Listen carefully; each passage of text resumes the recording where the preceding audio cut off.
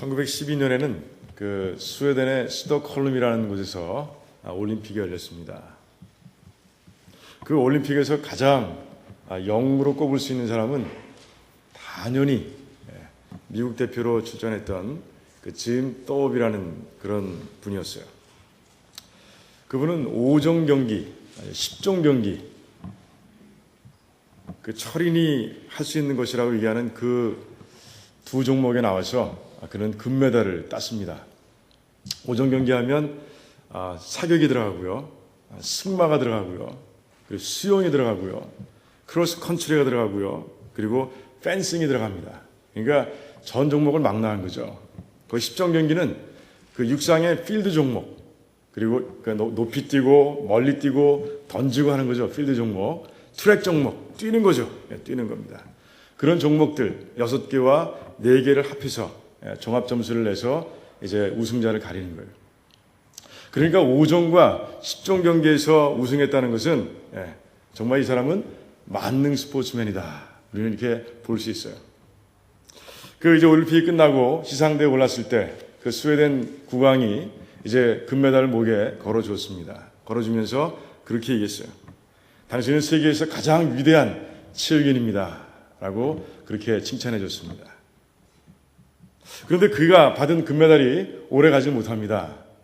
1년이 못 돼서 그 금메달을 다 IOC에 반환해야 되는 그런 어려움을 겪게 됩니다.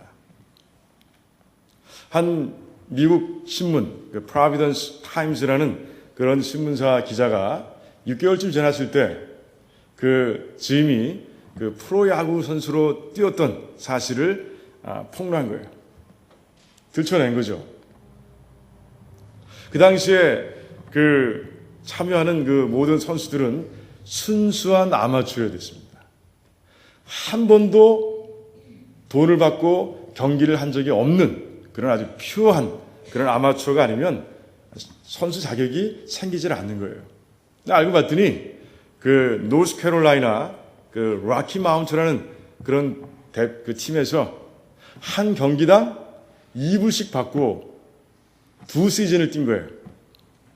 지금 돈으로 2불을 환산해 보니까 한 47분, 한 50불 정도 됩니다. 그러니까 얼마나 작은 돈입니까? 그리고 짐은 그것이 올림픽에 나갈 수 있는 자격을 박탈한다는 그런 사실도 깨닫지 못했어요. 하지만 룰을 어긴 건 어긴 거예요. 그래서 그 사실을 안 미국 육상연맹에서 그를 아마추어 선수 자격을 박탈해 버렸고요.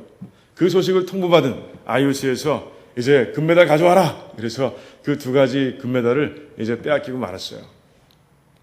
물론 70년 후에 다시 그 식구들에게 금메달은 돌아갑니다. 법적으로 잘 해서 그를 사랑하는 사람들이 모임을 만들고 법적 투쟁을 벌이는 가운데 금메달을 찾아서 가족에게 돌려줍니다. 하지만 룰을 어겼다는 사실은 아직도 이 스포츠사에 여전히 남아있는 그런 이야기로 유명합니다. 그래요. 아무리 유능한 스포츠인이라 할지라도, 아무리 뛰어난 기록을 가진 그런 육상인이라 할지라도 룰을 어기면 그건 안 되는 거예요. 선수 자격을 박탈당하거나 그가 이뤄낸 그런 업적을 이제 포기해야 되는 그런 일이 생겨나는 겁니다. 신앙도 마찬가지예요. 룰을 따라서 우리가 신앙생활을 해야 되는 것이에요. 오늘도 룰에 대해서 얘기할 겁니다. 물론 이 룰은 우리의 구원받은 자격을 박탈하지는 않습니다.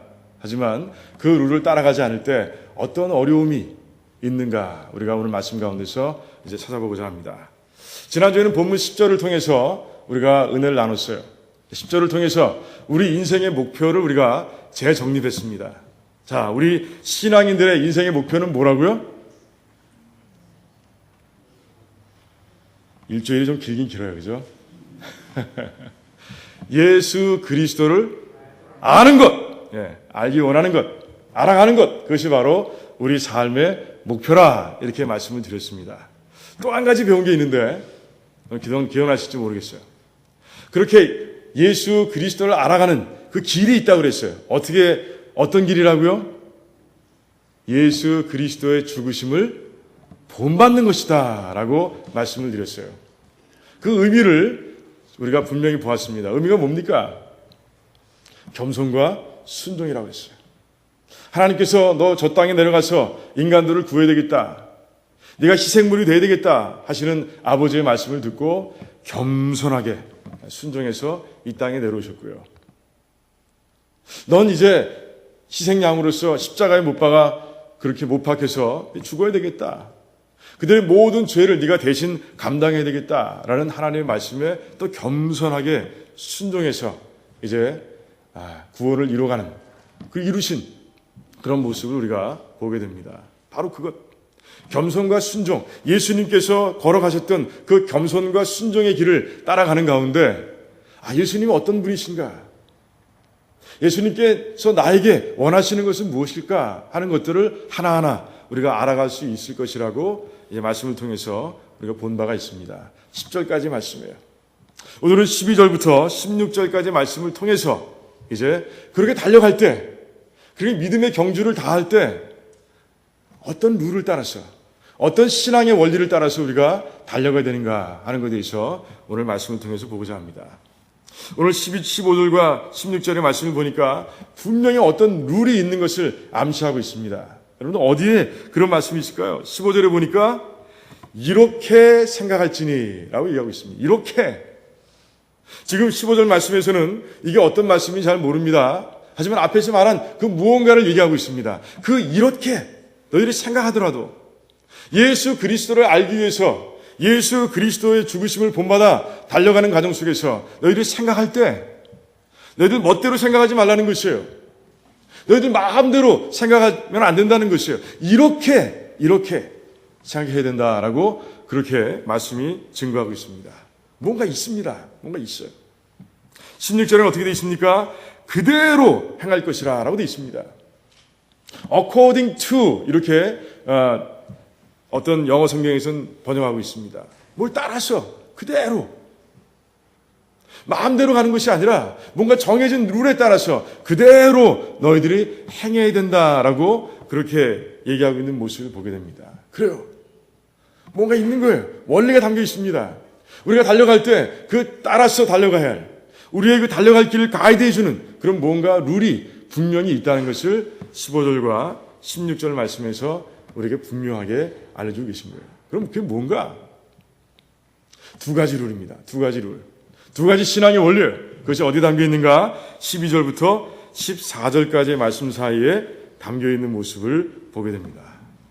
첫 번째 룰은 12절에 담겨 있습니다. 12절 첫 부분을 보니까 어떻게 되어 있습니까? 내가 이미 얻었다 함도 아니요 온전히 이루었다 함도 아니라 라고 얘기하고 있습니다. 아직 못 이루었대요. 아직 못 얻었대요. 이 속에 우리가 꼭 기억해야 될, 하나님을 아는 그 길에서 우리가 꼭 기억해야 할 그런 룰 하나가 숨겨 있는 것을 발견하게 되는 것이죠. 12절 마지막 부분은 다시 우리의 목표, 인생의 목표를 다시 한번 강조해주고 있습니다. 나는 예수 그리스도께 잡힌 바 되었는데 그것을 잡으려고 쫓아간다. 그게 뭡니까? 나를 잡고 계신 예수 그리스도를 잡으려고, 예수 그리스도가 어떤 분이신지 정말 알기 위해서, 이해하기 위해서, 잡는다는 표현 속에는 이해한다, 안다는 표현이 담겨 있습니다. 그러기 위해서 내가 달려간다. Press on, press on. 정말 전력 질주해서 달려가는 그런 표현입니다. 그게 달려간다라고 바울은 얘기하고 있어요. 근데 이미 얻었다 함도 아니요 온전히 이루었다 함도 아니라 라고 바울은 얘기하고 있습니다. 여러분들 지금 바울은 어디에 있습니까? 로마 감옥에 있습니다. 로마 감옥에 있어요. 사도행전을 바라보면서 우리가 가만히 읽는 가운데, 묵상하는 가운데 사도행전이 예수 그리스도를 만난 그 다메섹 도상으로부터 시작을 해서 로마 감옥에 갇힐 때까지 그 여정을 살펴보면 와우, 그의 삶이 얼마나 최선을 다하는 삶이었는지, 얼마나 충성을 다하는 삶이었는지를 우리는 말씀 가운데서 발견할 수 있어요. 그런 가운데 이제 로마 감옥에 있는 것이에요. 어떤 판결이 날지 몰라요. 이제 죽을지도 모릅니다. 로마 황제가 얘기하는 것에 따라서, 판결을 내는 것에 따라서 그의 인생은 좌우되게 되어 있습니다. 그런데 그렇게 달려왔다면, 그렇게 충성되게 달려왔다면 아마 이런 얘기를 할 수 있지 않을까. 나는 이제 그렇게 달려오다 보니 예수 그리스도를 누구보다도 잘 아는 사람이 되었다라고 얘기할 수도 있는 거예요. 나는 이제 죽어도 여한이 없다. 하나님께서 주신 그 소명을 다 이루었다라고 얘기할 수도 있을 만한 형편에 있습니다. 그렇지 않아요? 그런데 바울은 분명하게 얘기합니다. 빌립보 성도들에게 아주 분명하게 얘기하는 것이에요. 나는 이미 얻었다 함도 아니요 온전히 이루었다 함도 아니라, 이 말씀을 통해서 아직 먼 길을 남겨두고 있는 그런 바울의 모습을 우리가 볼 수 있는 거예요. 아직도 멀었어요. 예수 그리스도를 알려면 아직도 멀었습니다. 그런 모습을 우리가 이 말씀 가운데서 보게 되는 것이에요. 자, 그렇다면 이 말씀 한 절 속에 담겨있는 영적인 룰이 뭡니까? 신앙의 룰이 뭡니까? 우리는 아무리 이 땅을 달려간다 할지라도 예수 그리스도를 아는 목표를 100% 이룰 수 없다라는 것이에요. 굉장히 중요합니다. 잘 기억해 두시기 바랍니다. 다른 말씀으로, 다른 표현으로 한다면, 이제 목표를 이루는 그 길을 가지고 표현한다면, 우리가 아무리 겸손과 순종의 모습을 가지고 달려간다 할지라도 주님께서 우리에게 맡겨주신 소명을 100% 이 땅에서 이룰 수 없다라는 것이에요. 이 아직도의 룰, 이 아직도 멀었어 라는 이 룰을, 이 신앙의 룰을 우리가 잘 우리 마음속에 담아두지 않으면요, 우리는 영적인 삶을 살아가는 데 있어서 이제 어려움들을 당하게 된다는 것이에요. 여러분, 그 박 집사님도 엘리야에 대해서 잠깐 기도 중에 언급했는데, 엘리야가 누군지 잘 아세요? 네, 선지자입니다. 특별히 아합 왕 때 하나님의 말씀을 받아서 이제 전하고 선포하고 강하게 일했던 그런 엘리야입니다.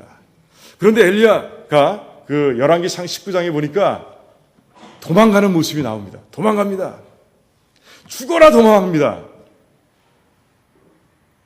이제 갈멜산이 있던 그곳에서부터 부엘셰바라는 그 북이스라엘 왕국의 최남단 지방까지는 100마일입니다. 그 당시에 차가 있던 것도 아니에요. 그저 뛰거나 걷거나 그곳까지 달려가야 되는데 그는 쉬지 않고 부엘셰바까지 달려갔다라고 얘기하고 있어요. 그것도 모자라서 그는 이제 시종은 다 제껴놓고 혼자 하룻길 광야를 또 깊이 들어갔다라고 되어 있습니다. 그리고 로뎀 나무 그 그늘 아래 누워서 이제 하나님께 얘기합니다. 이제 넉넉하오니 제 생명을 거두어 주시옵소서. 주여 제발 저를 죽여주세요라는 그런 기도를 드립니다. 도대체 어떻게 된 겁니까? 엘리야가 누굽니까? 여러분 잘 아시죠? 엘리야는 놀라운 일을 행했던 사람이에요. 아합 왕이 정말 하나님께서 원하시는 길을 가지 않는 모습을 보면서 그는 이제 아합 왕에 나와서 얘기합니다. 아합 왕 들으라. 지금부터 비가 내리지 않을 것이라 라고 선포합니다. 내가 다시 선포할 때까지 비는 수년 동안 내리지 않을 겁니다 라고 얘기합니다. 이게 뭡니까? 돌아서라는 것이에요. 회개하고 돌아서라는 것이에요. 그런데 실제로 그 말씀을 선포하고 난 후에 비가 내리지 않습니다. 야고보서를 보니 3년 반 동안 비가 내리지 않았다고 분명하게 기록하고 있습니다. 이제 3년 반이 지난 후에 엘리야는 아합 왕을 찾아옵니다. 그리고 이제 내가 이제 당신이 그렇게 섬기고 있는 바알 신과 아세라 신을 섬기는 선지자와 내가 일대로 대결하겠습니다. 내 한 사람이 그 850명을 상대해서 대결할 테니 다 모아주십시오 라고 얘기합니다. 그런 후에 하나님께서 불을 떨어뜨리는 그런 모습, 그러니까 엘리야의 기도를 통해서 하늘에서 불이 내려오는 모습을 통해서 이스라엘 백성들에게 강한 인상을 심어줍니다. 하나님이 어떤 분이신지를 그들을 통해서 이제 엘리야를 통해서 알게 하시는 거예요. 그런 일들을 감당했습니다. 850명의 모든 선지자를 다 죽였습니다. 그리고 이제 그가 기도하기 시작합니다. 열심히 기도합니다. 그러자 이제 비가 내리기 시작합니다. 장대비가 내리기 시작을 하는 거예요. 놀랍지 않습니까? 그런데 그 놀라운 일을 일으킨 엘리야가 지금 죽여주십시오. 이제 넉넉합니다. 라고 얘기하고 있는 모습을 우리가 보게 되는 거예요. 왜 그러는 거? 왜 그랬어? 왜? 도대체 왜 그러냐는 것이죠. 이세벨이 내가 너의 목숨을 찾겠다라는 이 한마디 때문에 그 용맹한 엘리야가 그렇게 무너지고 말았습니까? 그렇지 않아요. 그렇지 않습니다. 엘리야는 자신의 목표를 자기 마음대로 정해놨습니다. 이제 갈멜산에서 그 전투를 승리로 이끌고 내가 기도하는 가운데 이제 비가 내리고 하는 그 과정을 통해서 이제는 이스라엘이 돌아올 거야. 회복될 거야. 이런 믿음을 가지고 있었던 것이에요. 자기 마음대로 목표를 지점을 정해놓고 거기까지 프레스온 전력 질주를 하고 달려온 것이에요. 그런데 결과는 어떻습니까? 아니었어요. 이세벨이 팔팔합니다. 여전히 팔팔한 모습으로 내가 내 생명을 찾겠다라고 얘기합니다. 아방의 마음이 변하지 않습니다. 회개하지 않습니다. 이제는 자기가 할 일을 다 했다고 엘리야는 믿은 거예요. 자기가 달려갈 길이 거기까지인 것이라고 그는 정해놓고 달려왔는데 이제 아무 변화가 없는 모습을 바라보면서 엘리야는 절망하고 말았어요. 포기하고 말았어요. 누구 잘못입니까? 하나님 잘못이에요? 아합의 잘못이에요? 아니면 엘리야의 잘못입니까? 오늘 말씀에 따르면 엘리야의 잘못이에요. 그 포기하고 낭망하고 절망한 엘리야를 하나님께서는 호렙산으로 부르십니다. 그 호렙산으로 부르신 후에 첫 번째로 엘리야에게 주신 질문이 뭔지 아세요? 첫 질문? 너 여기서 뭐하니? 이게 질문이었어요. 너 여기서 뭐하니? 하나님께서는 엘리야를 들으셔서 평생을 달려가도록 그런 목적을 가지고 엘리야를 사랑하셨어요. 근데 엘리야는 자기 멋대로, 자기 마음대로 자기의 목표점을 정해놓고 거기까지 전력 질주를 하고는 그리고 그 뜻이 이루어지지 않자 그렇게 포기하고 절망하고 만 것이에요. 엘리야의 잘못입니다. 하나님께서 그래서 물어보시니 너 여기서 뭐하니? 뭐하니? 아직 갈 길이 너무 많이 남아있는데 네가 할 일이 아직도 많이 남아있는데 너 여기서 뭐하니? 하나님께서 이렇게 물어보고 계신 거예요. 그래요. 여러분들은 어디에 목표를 두고 있습니까? 여러분들은 그 피니시 라인이 어디라고 생각하면서 달려가고 있습니까? 65세? 은퇴하면 끝이에요? 아니라는 것이에요. 아니라는 것이에요. 자, 예수님께서 이제 우리에게 그 끝지점을 알려주십니다. 예수님께서 다 이루었다라고 말씀하신 그때가 언제였습니까? 맞아요. 갈릴리를 다니시면서 아니었어요. 예루살렘에 입성하시면서 아니었습니다. 십자가에 달리셔서 이제 마지막 숨, 한숨밖에 안 남았습니다. 그 마지막 숨을 내쉬는 순간 다 이루었다라고 그렇게 말씀해 주셨어요. 그때서의 목표가 이루어졌다고 하나님의 아들께서 그렇게 말씀하셨어요. 자, 그렇다면 우리의 피니시 라인은 어딥니까?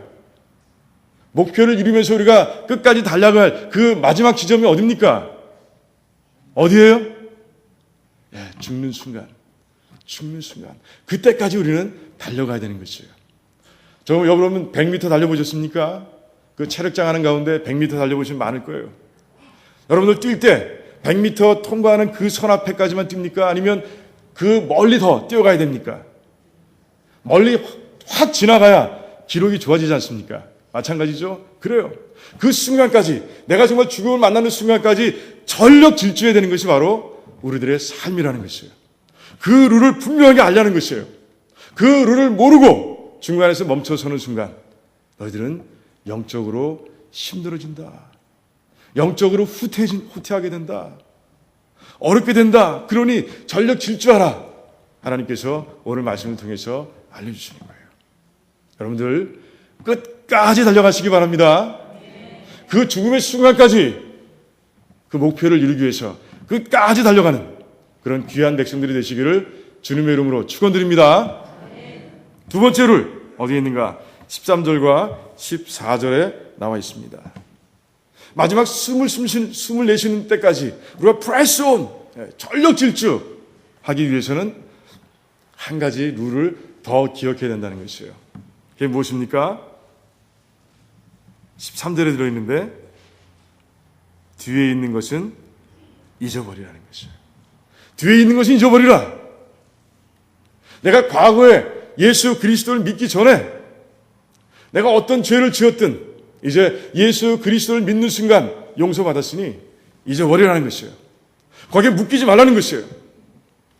내가 과거에 예수 그리스도를 섬기는 가운데 교회를 세워가는 가운데 많은 업적을 낳았습니다. 하지만 그거 다 잊어버리라는 것이에요. 과거로 다 잊어버리라는 것이에요. 그리고 어떻게 하라? 오직 어디만 보고 달려가라? 앞만 보고. 앞도 경사가 져 있습니다. 하늘을 향해서. 하늘을 향한 앞만 보고 달려가라. 프레스 온하라고 그렇게 기록하고 있는 오늘 말씀을 보게 됩니다. 누가복음 9장 62절에 보면 예수님께서 이런 말씀을 하십니다.